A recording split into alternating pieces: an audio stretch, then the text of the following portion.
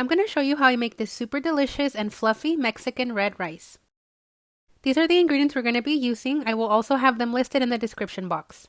We're going to be making 1.5 cups of rice, so we're going to add 2 tomatoes to the blender, along with 1 garlic clove, a little piece of onion, half a tablespoon of tomato bouillon, half a tablespoon of chicken bouillon, a little bit of salt, and 1/4 cup of water. We're going to blend it and we're going to put it to the side. I like to do this part first so I can have it ready to go and I can focus completely on cooking the rice. Next, we're going to set our heat on low and we're going to add 5 to 6 tablespoons of cooking oil to the pan. The oil keeps the rice nice and moist. Then we're going to add our washed rice and we're going to stir until the rice is golden brown.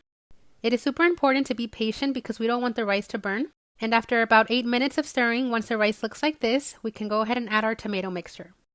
We mix it and we let that cook for 1 minute. Then we add our 3 cups of water.